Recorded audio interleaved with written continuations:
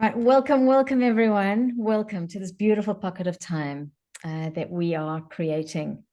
And there's a lot going on, a lot, no matter where you are in the world. Amanda and I were just sharing, there's a sense of intensity, sadness, anger, busyness. And we want this time that you've gifted to yourself to maybe feel as if you've stepped into a spa for your nervous system. So perhaps to start off, because even though we have a lot to share with you, no matter where you've been for the morning, maybe like Alison's in South Africa and I'm in the UK, so we've had the whole day behind us. Um, I'd like to encourage you to really connect with where you are right now. So if it's safe for you to do so, because some of you aren't on camera, so I can't tell if you're driving perhaps, but I'd welcome you to drop your eyes off the screen. Stop taking in visual information. We take in so much information through the optic nerve onto the brain, and we're constantly, every 3 or 4 seconds, looking for validation that we're safe, safe, safe. So allow your gaze to perhaps drop, maybe close your eyes. We're just going to do this for a minute or so. I'm going to set my timer for 60 seconds. I'll let you know when we start and when we finish.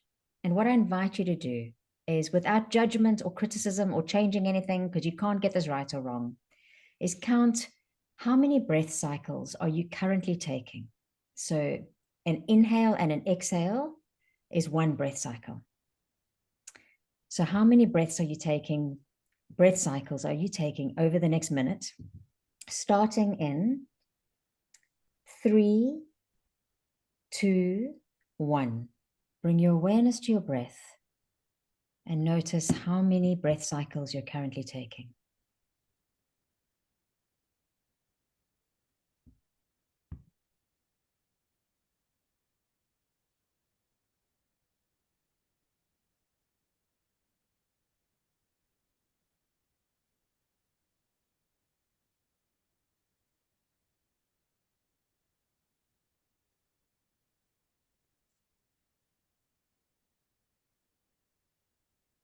And if your mind has wandered, that's all right. Without criticism, gently bring it back to your breath.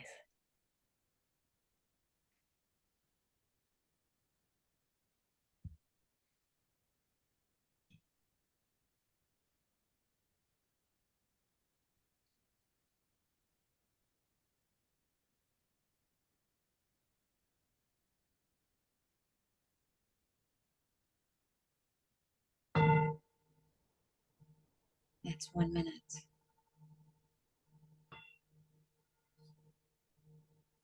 So very gently, if your eyes are closed, open them and let the light back in slowly. And I'm curious if you are happy to share in the chat, how many breath cycles did you take? Let's see, how's our breathing doing? Because this is an indication of potentially our nervous system, or how fast or agitated we might be feeling, or how relaxed. Thank you. 7.5, 5, 8, 6. Wow, very calm it seems. 11. All right. So we know that the slower and deeper and more regulated your breathing, the less likely you are to be in fight or flight, which is a very good thing. Because I was saying to Amanda how I've noticed so far this year that I'm struggling in my meditations. My mind is really busy. So I'm having to do different types of meditations, like a walking or movement meditation, or listen to something guided. And I think it's because my nervous system is just slightly more agitated. And we know that we're all connected. So even if you are feeling very zen and calm and your world is absolutely fine, if there are millions of other people not fine, that's in the cosmic collective Wi-Fi. So the ideal in terms of head heart alignment and down regulating the nervous system is to take, the research is showing, about 6 breath cycles per minute, which is really slow, deep breathing, right? So I'm just delighted that so many of us are already taking single digits, which is really good. So welcome, Debbie. Great to see you. So as we go on, because Amanda, well, welcome. And Amanda and I are going to share the dialogue today. Amanda does a lot of the science. I do some of the emotional soul connection piece. And this is a topic that's got a lot in it. So if you want to have any questions while Amanda's chatting, please feel free to pop it into the chat. So when we get to the end, we can then answer those. And we've also got something to share with you at the end, as well as how you can access this recording and any of the other recordings, because we've done 3 of these in the Midlife series. And there's also some other resources that we'd like to make available to you. And we also want to keep doing this if there's a need, which there seems to be, right? So on that note, take the deepest, most nourishing breath you've taken all day or all morning, depending on where you're dialing in from. And Amanda, over to you. I'm going to start bringing up the slides. Thank you.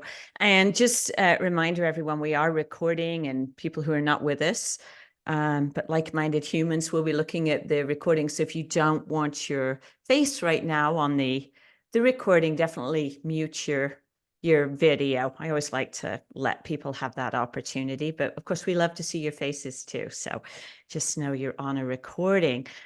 All right, so like as Celynn said, we're actually going to chat back and forth on as we go through midlife metabolism. Really, it's part 2, right, Celynn? We've had this midlife series that you've all been along with us. I think pretty much everyone here, and we did mind, then we did mood. And then in December, we did metabolism. And as we jumped into it, I said, Celynn, I've got way too much to talk about here. So we split it in 2. And a lot of that, the presentation in December was really looking at things like serotonin, how our brain hormones deeply impact our metabolism. And a lot of that roots back to stress, lifestyle, and also epigenetics, Celynn. And you and I were chit-chatting about epigenetics yesterday. Do you want to just mention that? Because that's going to be woven a little bit through here, how important epigenetics is to how our genes behave, particularly the grumpy ones. Yeah, absolutely. Because just because it's in your genetic blueprint, it doesn't mean that it has to actually be part of the construction. So it can be there in the paperwork, but in terms of your life and your body and how things show up, and the way you can impact that is through epigenetics, means what happens around the genetics and the genes. So that's through breathing, because now there's even research to show that meditation can reduce the damage that happens to telomeres, which is why it can actually help us live longer. Your diet and how you move and how you sleep and rest. So there's so much that you can do to help your gene expression be graceful as opposed to grumpy. That's true. They add the grace to the grumpy. I love that. Yeah. So I think the longer I work with DNA, the more I am absolutely convinced that it is the environment more than anything else. And I think you and I have talked about it, and I'll jump in here that so much of what influences whether our genes are grumpy or graceful actually has nothing to do with food. It's whether we cuddle them. It's our social relationships, whether we move, whether we're in touch with nature. And with movement probably being the most important thing. So on that note, thank you, Celynn. Let me jump in very briefly. And we're going to talk about grumpy genes. So now we're really going to get into, okay, if we peel back the layers, what do we know about our gene makeup and specific genes that really can influence metabolism? So I'm going to take you through a few just a little bit later on, but just know whatever I talk about here, it's just a tiny snapshot. But it is true that some of us are born with grumpy genes. And so we want to understand, what are you talking about, Amanda? What are grumpy genes? So when I look at grumpy genes, let's go back one moment. As we look at metabolism, they're genes that I say are on snooze when they need to wake up. In other words, you prod and poke them, or like the kid that won't wake up with the alarm or the sunrise, like you need to get up and you need to do some. So some of us do have those grumpy, sluggish genes. We need to turn the snooze off on the alarm clock. All right. So on that note, there are several genes then, or a range of genes that influence different aspects of metabolism. So if we were to look at metabolism really, really quickly, we'd think of what is metabolism? So metabolism, we could say it's how the body accesses and utilizes energy from food information. But there are a lot of different genes that impact different aspects of metabolism. So if we look, and that's what I want to show you here very quickly. When we look at metabolism through the lens of how you're built, we're looking at genes that influence appetite. That is a really huge part of metabolism. Genes that influence metabolize, genes that influence appetite, genes that influence whether your body will wake up and get that kind of prod to get into your fat stores and release the energy, whether you have genes that influence how sensitive insulin is. Insulin is a really important hormone that helps clear blood sugar or energy from the bloodstream, okay, and store it or re-access it.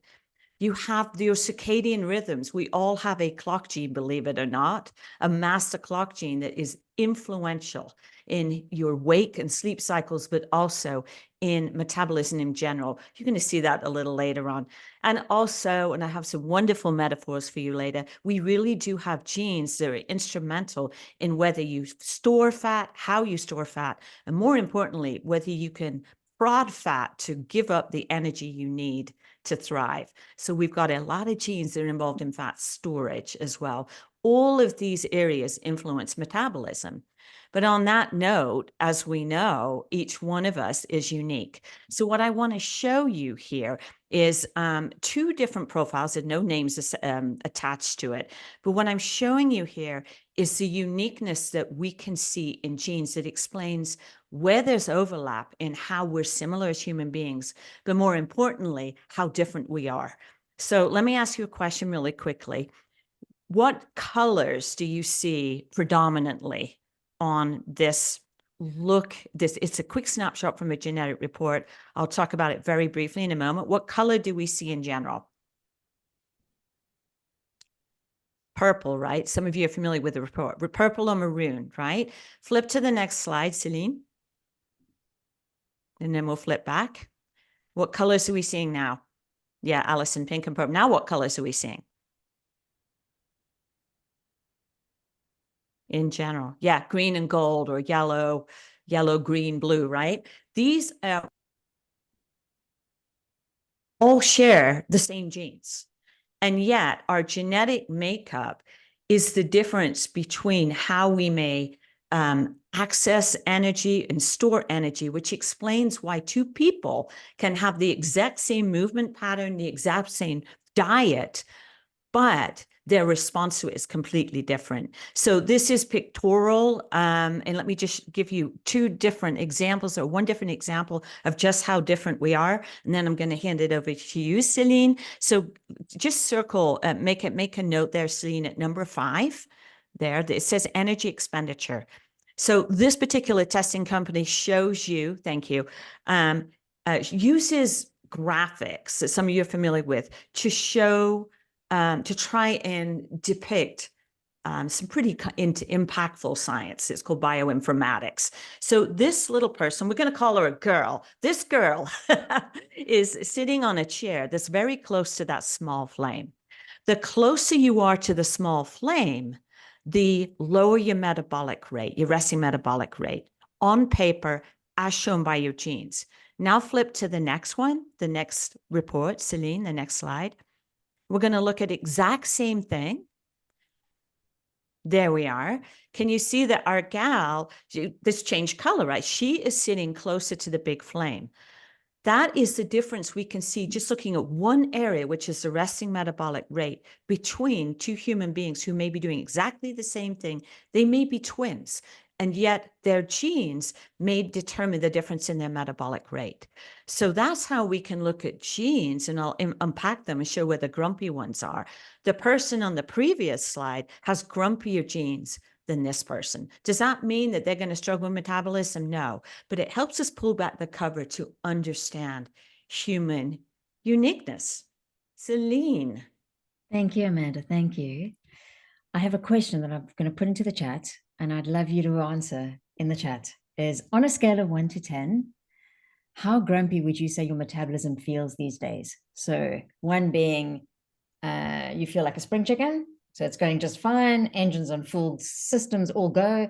10 being, yeah, there's like a complete midlife rebellion going on, like what metabolism? Would you say, thank you, Shannon. Okay, 7 seems to be the average, 6, so we're about halfway All right. And of course, we all maybe have different ideas of what metabolism means. I got a direct message to me. Thank you. I can see that's for 4767. Okay. Okay. That's just, I'm asking you to think about that because we are all unique, right? So based on what Amanda just said, our genetics are all unique, but also the way we express our genetics is unique and we have the ability to influence. And often I think we focus on what isn't going well or what we don't like, or the fact that our metabolism isn't maybe fast enough or good enough, or there's something wrong with our body. We compare and judge a lot. And that causes a very different release of neurochemistry and impact on your nervous system than if you felt in a sense of joy and appreciation and love. So I'd like to invite you to join me in an embodied or what we call somatic exercise, which is an exercise that allows the body, not just the head, to think about things. And there's also no right or wrong way to do this. So it's an invitation for you to perhaps once again, if you're comfortable to do so, to soften your gaze so that you can take some of your attention inward as opposed to outward. And bring your awareness to your feet. So notice how your feet are being supported by the ground. Notice how, if you are sitting in a chair, that the chair is supporting you. Maybe you're standing and listening to this while you're cooking. Perhaps just take a moment to feel yourself being supported by the ground. And then bring your awareness to your chest where your heart is. Your heart is beating. And on your next in-breath, now that we've had our awareness brought to our breath earlier, notice how your chest rises when you breathe in and how it drops when you breathe out. And let your shoulders maybe relax on your next exhale. Maybe if you're like me and you carry tension in your jaw and your neck, give your neck and your jaw permission to release some tension. And in this moment, if you want to, you can place your hand on your heart or simply keeping your awareness in your chest and the heart area. Is there something that you are grateful for when it comes to your body or your metabolism or your health? And even just asking the question is enough. If something comes up, wonderful. If nothing does, if there's some resistance, that's also okay. Is there something that you are grateful for or appreciate about your body, your metabolism, anything around your health and well-being? Because when we start creating awareness and acceptance, we then create the first step towards maybe moving towards joy. And joy is an incredible thing to be feeling from the inside out. There's so much happening in the world that can take away our happiness, but can't take away our joy, because there's a difference between happiness and joy for me. Joy is an internal, it's not weather dependent, it's not politics dependent, it's not even metabolic rate dependent. And then one last deep breath in. This is an opportunity for you to almost send a love letter to your body, is allow the sense of appreciation or love or gratitude to simply be in this moment. And if you can imagine it around your heart area, as you inhale, perhaps allowing that feeling to expand. So the sense of the appreciation of maybe just being here on this call, or maybe there's something or someone that made you feel good, or maybe you're feeling quite yummy in your body, or grateful that you even have a body. Allow that feeling just to expand. And as you breathe out, releasing any tension that you potentially can feel, especially around the chest, the heart, the neck. And as we move forward through this presentation, to allow the sense of appreciation to sit with you, to allow you to potentially move closer towards acceptance and maybe even joy, no matter what your genetics and what your metabolism may or may not do. So if your eyes are closed, I invite you to open them again. And perhaps to anchor this as I switch back to Amanda, there's something very, very important about touch. And we can't always maybe get the touch that we need from people or from pets, but we're always able to give ourselves a little bit of a pat on the back. And so Please feel free to give yourself a little bit of a squeeze now. Maybe a tight squeeze. My God, this actually feels amazing. Sure, I can actually feel some emotion coming up. Anyway, if I wish I could hug you all, so we could all release some oxytocin. So on that note, anchoring some self-love for our uniqueness and brilliance, I'll hand back to Amanda. Thank you, my dear. I think you and I have chatted back and forth, and I know Shannon is listening too. And I've shared this amazing book talking about hug and joy and love and how much our genes actually need that. And there's a wonderful book written by, he's called Atul, Atul, Gawande. I'll put it in the chat here shortly. And it's called Being Mortal. And he is a surgeon. It's incredible. He is a surgeon. And he really takes us through his, not involvement, his interest in why physicians aren't trained to have these really critical conversations to tell the people the truth, or the patients the truth about, we don't need to do any more procedures. It's just extending your life and extending suffering, when really what he was able to see through his research is people just want to be themselves. They want to be home. They want to be with their loved ones. And that's how they want to pass. And not be in an institutionalized place where, they get up and they get dressed at a certain time, and, they're getting fed at a certain time. You have to go to sleep at a certain time. And it's sort of removing their soul from who they are, wherever they are in their life. And this passage, it is a beautiful book. I finished it last night. Just very insightful. What has that got to do with grumpy genes? Nothing other than our genes respond, to this, and we respond to each other as humans, and we're all connected. But it is an incredible book. So on that note, we'll leave Atul Gawande, some amazing work around the world with poor populations as well, public health. So let's talk about some of those influential grumpy players in this match here. So let's have a look and introduce you to just some of them. And I've tried to make this fun and comical for you. And you don't need to write any of these down. This is just when you look at DNA day in, day out, there are certain high flyers that you see that when you're working with people who are struggling with different aspects, whether it's sleep, anxiety, in this case, it may be weight loss resistance, there are certain ones that keep surfacing. And they all are involved in signaling to the brain, believe it or not. So the first one is FTO. It has all kinds of wonderful nomenclature associated with it, which I'm not going to go into, other than we're just going to call it FTO. This scrambles signals, which is why I have those little dials on the right-hand side. And what it actually truly does is it mixes up your appetite signals, as do the next two I'm going to show you. So it is very true that some people cannot register when they're full. Or they've eaten, they get up from the table and said, I'm starving 2 hours later. And they really are, because this gene, as I say in the last part here, it says it cranks up the hungry track and it mutes the I'm full melody. So these people literally, or some of these individuals I work with, really do feel hungry all the time.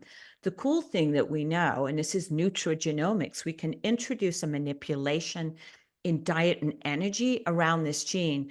When somebody has a grumpy FTO gene, we actually dial up the amount of protein, and believe it or not, fat in the diet, but a much higher protein diet actually resets the dials.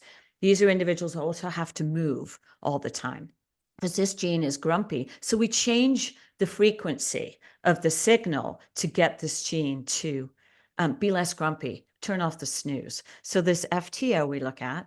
We also have, do you love my dog here? We have the MC4R gene. It's also, as I note at the bottom here, it's also known as the Labrador gene or the buffet gene. But I love the Labrador gene because I did not know this until I was actually learning from colleagues from LifeCode in the UK, that Labradors actually have a variant or a SNP in this gene. So if any of you have ever owned, Shannon, I know you have 2 Labradors. I have like a half a Labrador. They can be chunky no matter how much you exercise them, and they are always in the kitchen. I don't know how many times I'm telling my dog, out of the kitchen, out of the kitchen. And you watch them, and they're watching you. As you move around the kitchen, they'll change angles in the kitchen so they watch you. Any crumb on the floor, they're right there. It is hilarious to watch. They have a gene that doesn't switch off. They are always hungry, or they think they are. This applies to humans too. It's supposed to tell your gene, cats are notorious for this as well. It's supposed to tell your brain, I'm stuffed. But when you have a variant on this gene, it also turns on that stop eating signal. So like the FTO, it's scrambling signals. So as I note here, when you have a variant on this gene, your stomach always thinks it's Thanksgiving or Christmas or Boxing Day, depending on where you are around the world. It doesn't switch off, or the signal is slower. So it is very real. If you have a sibling or a spouse or a child who's always hungry, this gene is often, it's a very high frequency that I see it. So just like a Labrador, this one can have people going back or overfilling their plates because they don't have the shut-off valve. It's genetics. It's not willpower. Let's look another one in this trio here called LEPR, L-E-P-R. This is associated with leptin. Leptin also has a role in telling the brain I'm full. So we learned this probably 20 plus years ago, maybe when I was in university, like 30 years ago. Wait a minute. We learned about leptin, and it was a key to understanding why some people struggle with weight loss resistance. It has a role in turning down or turning on the satiety signal and turning off the hunger signal. But when there's a variant on it, again, the signals are scrambled. So you're not getting that shut-off valve. It stays on at a high frequency. It also, particularly when people do struggle with weight, for whatever reason, it scrambles the signals that are involved with sensitizing insulin. What do I mean by that? Insulin is responsible for clearing blood sugar from the bloodstream. Okay. If you're a practitioner, this is 101. If you're not, you sort of know this. So it kind of stabs at insulin and says, here, get up, get out of bed and do your job. Leptin can interfere with that. So you can also have a sluggish insulin response.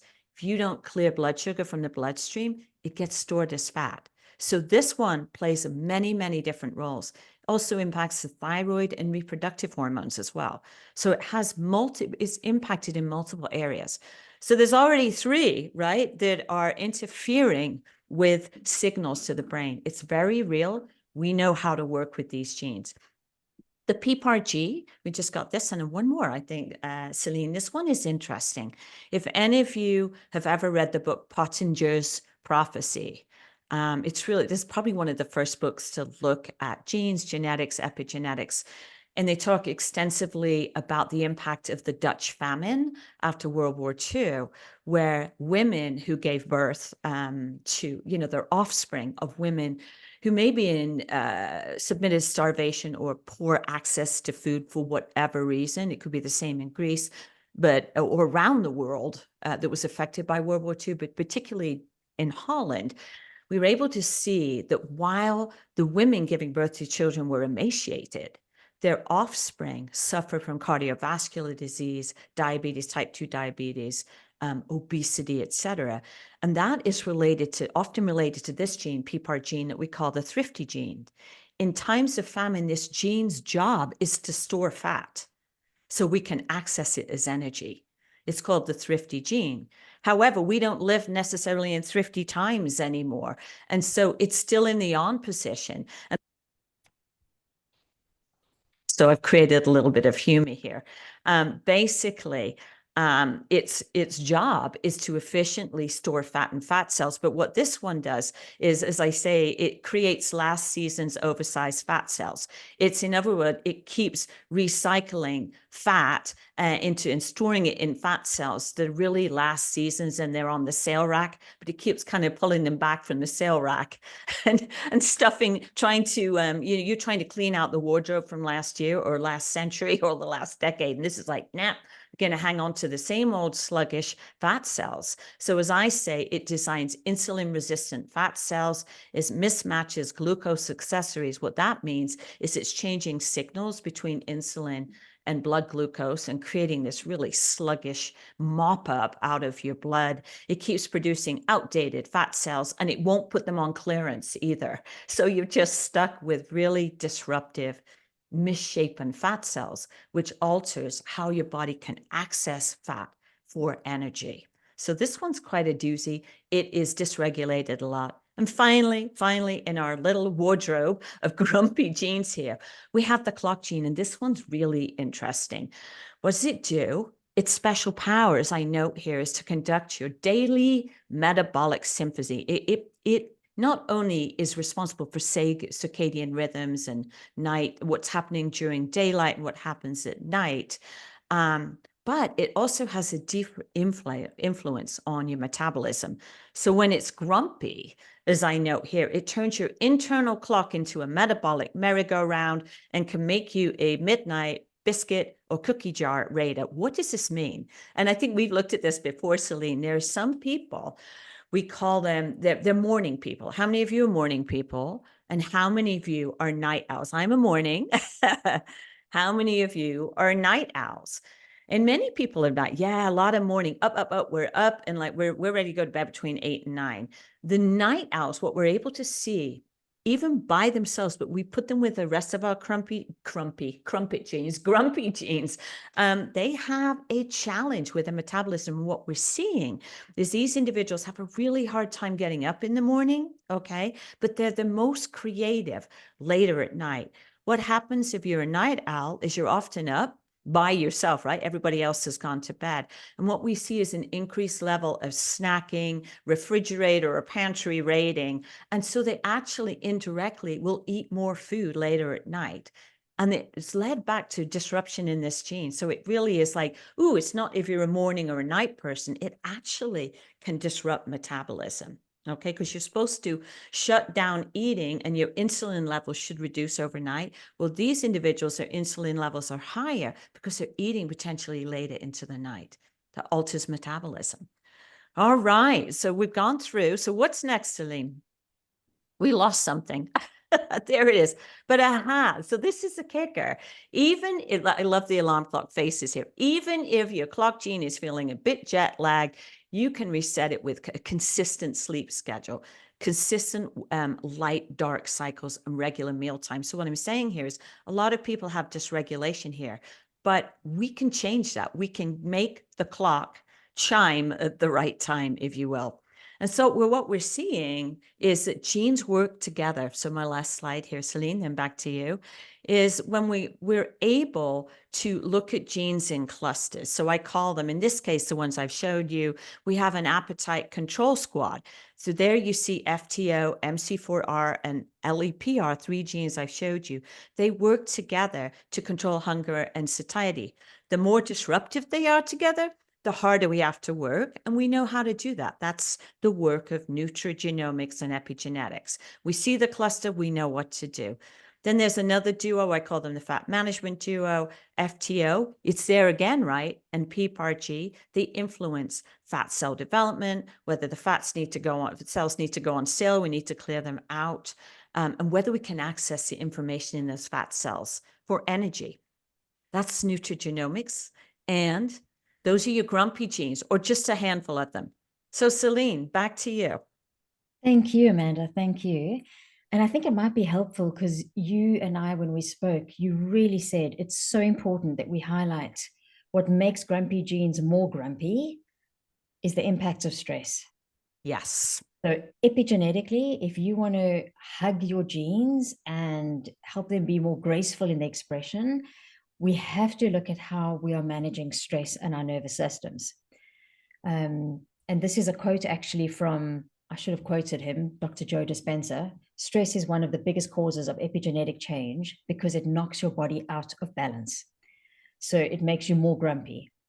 And what we know is that the stress response is involuntary. It's going to happen by the time you consciously realize that you might be stressed because you snapped at somebody, or you're biting your nails, or you clenching your teeth.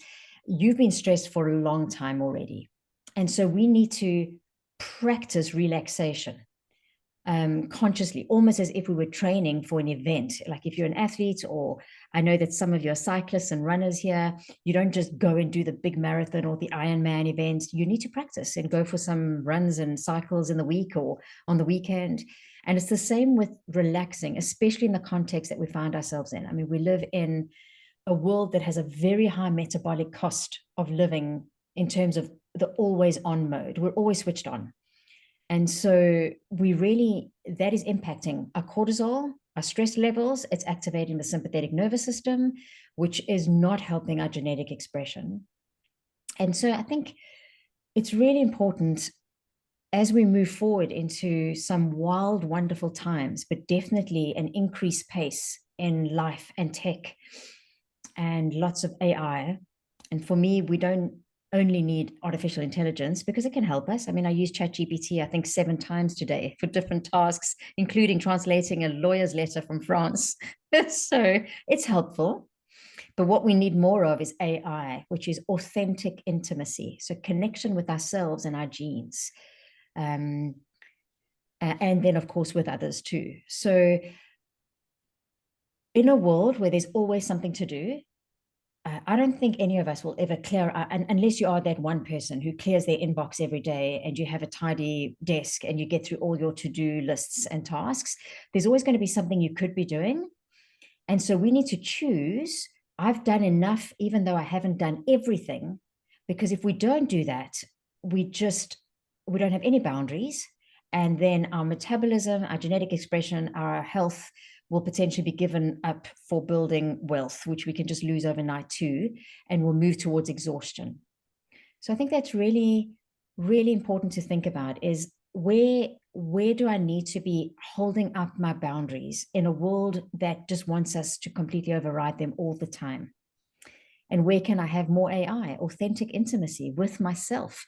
Because it starts with you. Then you can authentically be there with others that you care about, your children, your family. And so I don't know if this will be helpful for you, and perhaps I'll put this into the chat. This is almost like a mantra that I say to myself.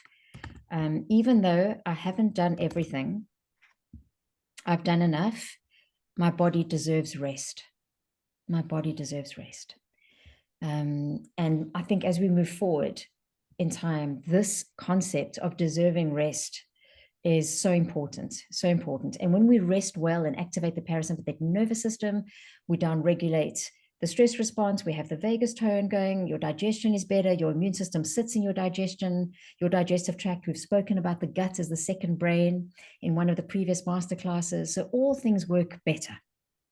So not only do we need boundaries, and when we have boundaries, potentially you can do this.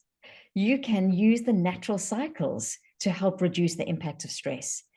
And specifically, when I say natural cycles, I mean specifically morning and evening. So sunrise and sunset. When the sun rises, it doesn't just jump up off the horizon, peak in the sky. And when it goes down, it doesn't just disappear off the horizon. It gradually dials in and gradually dials out. And for various reasons, I won't go into all the science behind it, we should be doing the same. Our brain and nervous system, when we wake up in the morning, does not immediately go into switched on mode. It needs to dial in if we want to do our best work and harness what we call the hypnagogic phase. That's where your brain waves are slow. They're in alpha brain wave state. You're more likely to problem solve, be creative, connect to your inner wisdom, your intuition, compared to if you immediately pick up your phone, jump on a device, get pulled into the stress response, trigger adrenaline and cortisol, and then go into beta brainwave, and then you've lost that creative thinking. So in the mornings, can you dial up slower? And in the evenings, can you have, like I call it, a digital sunset? Slowly put your devices down and away. And may they be away for a while before you get into bed and want to lull out with your head on the pillow. Also, seeing natural light, very difficult in the UK at the moment. But as soon as I can, even if it's after an hour or two of working, I will go outside for 10 minutes with a cup of tea and try and get natural light in through the retina of the eyes, because remember, lots of information comes through the eyes and the optic nerve to the brain. Very helpful to downregulate the stress response. So these natural, if I think of the tides and the moon, and there's so many cycles in nature, there's such an intelligence, and we are nature. We just have forgotten that and taken ourselves out of it. But if you want to enhance your metabolism, as your metabolism needs rest as much as it needs fuel and exercise. And the way that you rest, through sleep and many other ways, like, I think it was the Mind Masterclass where we spoke about taking strategic rests during the day as well. And that could be a mindful minute. At the start of this call, I set my timer for 60 seconds. That was an opportunity for you to rest. You could have closed your eyes, stopped the stimulus coming in through your visual cortex, connected with your heart, maybe down-regulated your breath. Voila, you haven't left your desk, you haven't taken a break, but you've actually had a short pause on your fight or flight state potentially. And that can help a lot. And then moving into fuel and food, because we can't talk about metabolism without referring to food. And this is where Amanda and I, Amanda, I do long to break bread with you again. It's been a long time since we shared a meal. It's been a while. In London. But in I know London, that if yes. we eat, we will eat in the same way because we've both got French heritage and, you know, nothing is rushed around food in France. And I'm not suggesting that you become French, but if you think of your meals today, if you've had breakfast, if you've had lunch, I know some of you've still got part of the day to go. What were your meals like? Did you sit and eat off a plate, or did you eat standing up and at your desk? Did you nibble? Did you slow down? Because the way we eat is as important as what we eat. And today, I know, you know, Amanda was sharing with me, I think it was last week, that there's families that just don't eat together anymore. They don't sit around a table. I know that in London, there are some apartments that are being sold that don't have kitchens. Imagine buying a home that hasn't got a kitchen. It's got a kitchenette, but they're targeting a demographic of professional services industries, let's say, that are not going to make food. I don't know what that means for us, but something tells me it's not good. So very important to think about how you eat. And when you can, as much as possible, to sit down, to not be distracted by screens, to take at least 15 or 20 minutes, because that's how long it probably takes for your stomach to release hormones like pepsin. They go up to your appetite center in your brain and say, thank you, I've had enough to eat. And that can help, regardless of what your genetic expression is around appetite. So eating with more reverence, making it a ritual, not all the time, but most of the time. And slowing down, chewing well, and enjoying the meal. Amanda, is there anything that you want to add on that point? You know, it's interesting listening to you because we do share that French heritage and we laugh sometimes. I remember, I probably mentioned it before to all of you that, so my stepfather's French and my mom is British, but they lived back and forth in France for many, many years. But my mother would always say with the French that no sooner have you sat down for lunch, but we're talking about what's for dinner. It would drive her crazy. I'm like, but that is how important, like that. It wasn't necessarily always about the food. It was about the fact we would come back together again. But the other thing, and I will find this quote for us, it was something I used to include in presentations many years ago in an editorial from Bon Appetit, Bon Appetit. So it's a publication here in the US, Celynn, so a food publication. And it was brilliant in that the writer said, this, you know, the dinner table is an opportunity for those of us who've gone 1,000 miles an hour in multiple different directions all day to come together, stop, raise a glass, whether it's water or wine, it doesn't matter, but raise a glass and look each other in the eye and say you matter. You know, and I think that was brilliant. I think it's the point of grace for those who may say grace. It's just that hard stop between the day and acknowledging who we are as human beings. So to have apartments without kitchens or a place to gather is furthering isolation, which is very destructive to our soul. It's destructive to humanity because we're like dogs. We're supposed to be together. We're pack people, you know, and we feed off each other. So, and I think that, you know, the idea that we're seeing in loneliness is going to have an epigenetic effect, just like stress does. So I quoted like the Dutch famine study, the stress of starvation switched fat storage genes in the next generation so that they would store fat, which in adiposity, when it gets out of hand, is going to cause type 2 diabetes and cardiovascular disease. So that was an epigenetic switch. What we don't know with our isolation through social media and kitchenless living is what the impact of that is going to be on mental health. That is my probably biggest concern, Celynn, you know, and why eating together or being together or working out together or whatever, being together is so critical for human health, but it's critical to weight balance too, because it's a stressor. Isolation is a stressor. Stressor activates the immune system. So it's all related. Absolutely. So that was a long comment. That was a long comment there. No, it's key. It's because also I think it can be easy if we feel like our metabolism is not working as well as we'd like, and we're being younger for longer, and maybe we start focusing on weight, and then we want to lose weight, and then we start depriving ourselves and maybe counting calories and cutting out things, and it's not about that. It's really about quality and also about how you eat. And I think before you ever do take a mouthful of anything, it's really good just to connect with your nervous system. And if you're feeling agitated or stressed, I know I study a bit of Ayurvedic medicine, not much, but enough to know that you're not meant to eat when you're in any kind of heightened emotion, even joy and absolute excitement and delight. And more, I think I'm just going to pop this into the chat, that also, you know, the older we are, the more important it is to, especially I think around food, eat when we're in a calmer state. So taking a deep mindful breath or doing 1 minute of mindful breathing and then enjoying your meal can help you create that calm kind of environment. And then that can help you, you know, maximize the most of what you have in terms of your genetics.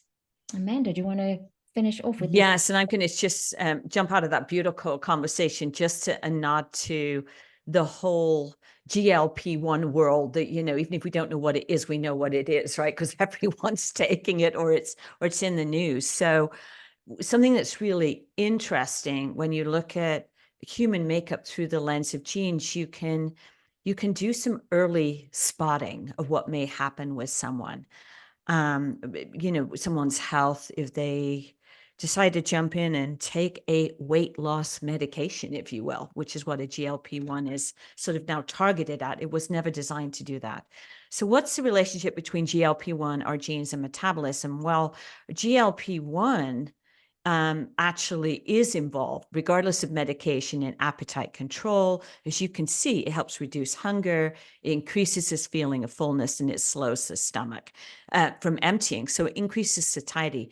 We all have a GLP-1 gene that we can trigger through diet, through the environment, but also through another gene that we all have, which on the next slide, Celynn, is called TCF7L2. And you're like, okay, what is she talking about? Well, this is a gene that is resident in every single human being. And what it does is it taps the cells in the pancreas. They're called beta cells. For those of you who are not, you know, in the health and medical side of this world listening in, it helps the body to produce insulin. Of course, insulin helps control blood sugar. So it hits those cells.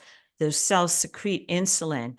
And then TCF7L2 relays that signal to GLP-1 and also to another gene called IRS1 that helps clear blood sugar from the blood.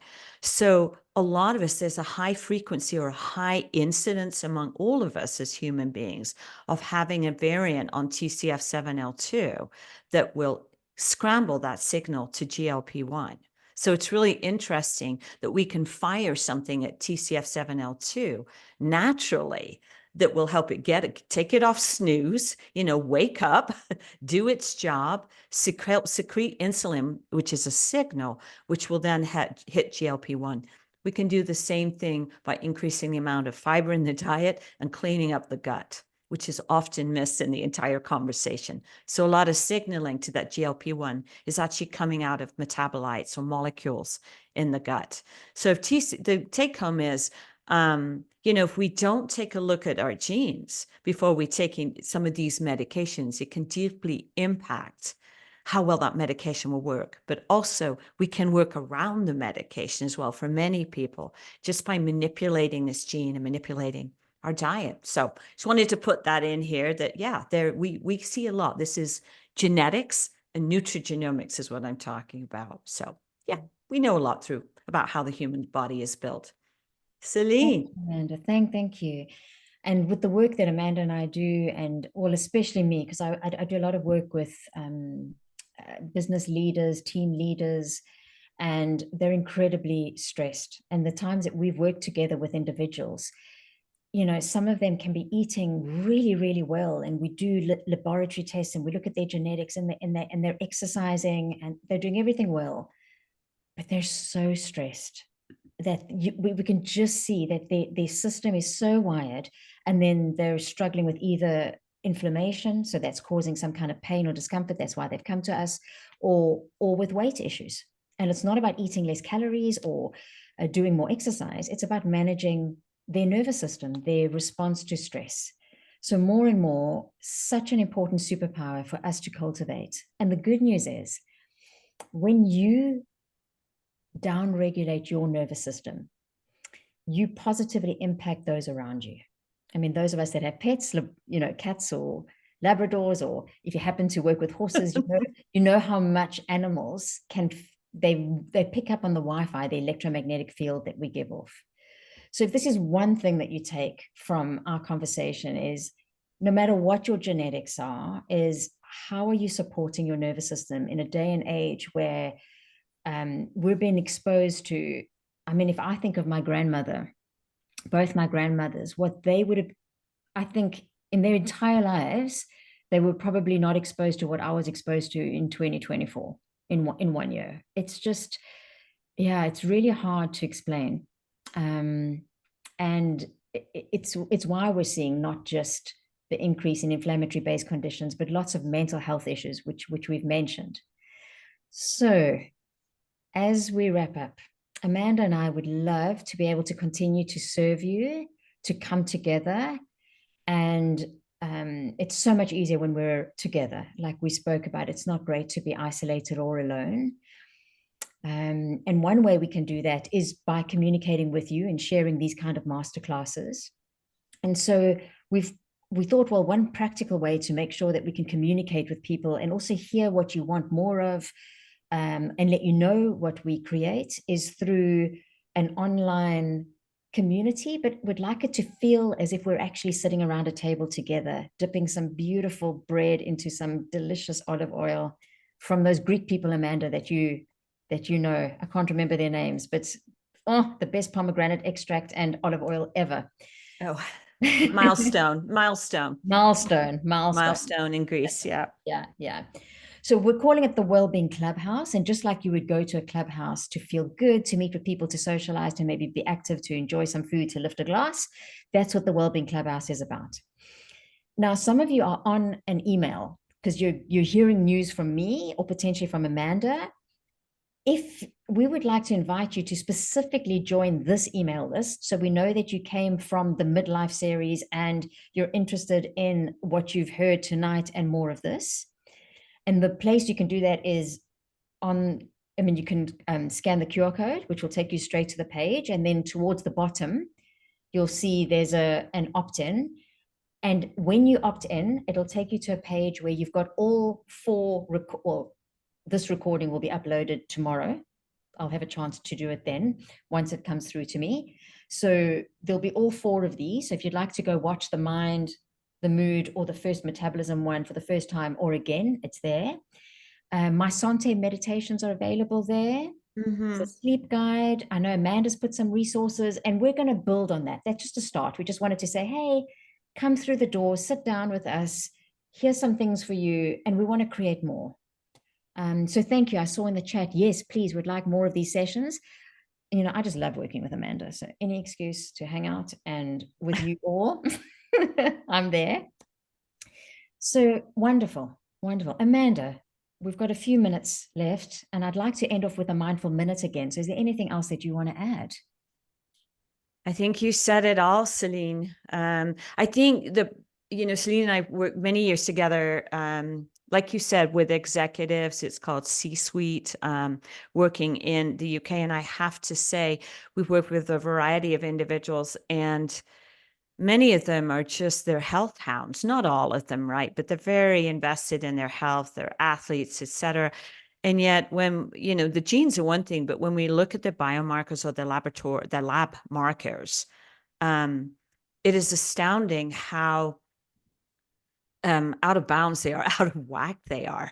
And it is nothing to do with their lives. It is everything to do with their lifestyle, actually. And this stress piece, is just what comes to fore the most. And until that's under control, they can eat perfectly, but it is the lifestyle piece that is absolutely critical. And we're now able in science to look at the impact of lifestyle and stress on your cells. It's called epigenetics. We're able to see how people who think they're living the best life, doing all the right things, eating the best food, epigenetically are 10 years older.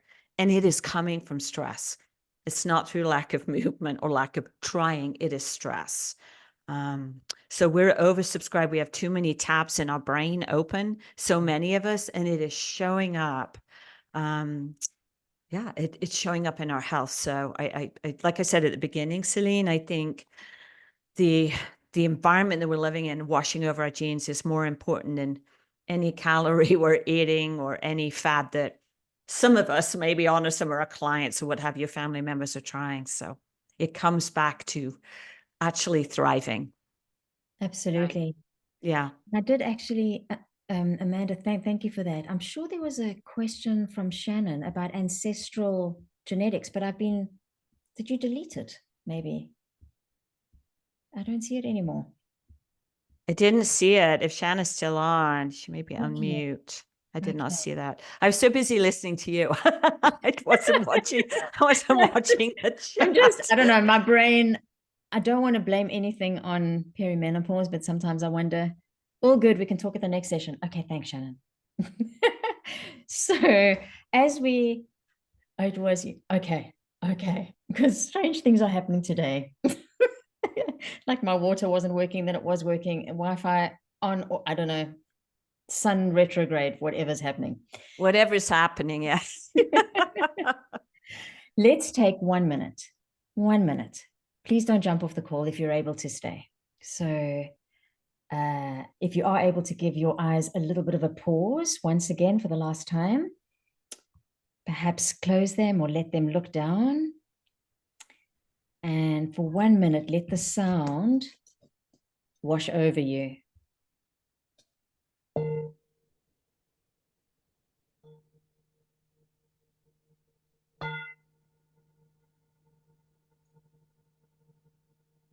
Taking slow, deep breaths.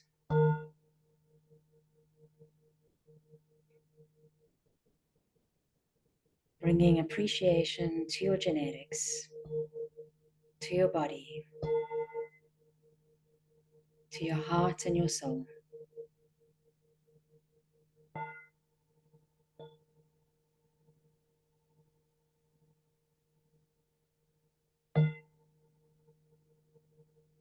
Giving yourself permission to pause, to rest.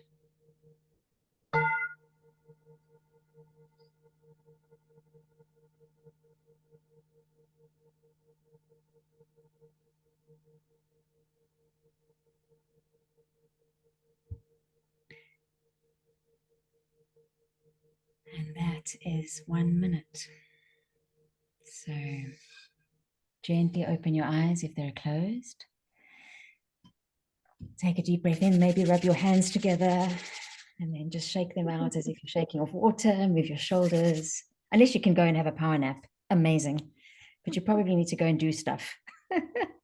So speed up your metabolism. Thank you so much for being with us. And those of you watching the recording, thank you for gifting this to yourself. There's no greater asset than your health and well-being. And we're in this together. You don't have to do any of this alone. So thank you for those of you that have been here for a few. Alison, so good to see you again. And we'll linger. I'll stop the recording now, but if you want to linger and chat or ask a question, please do.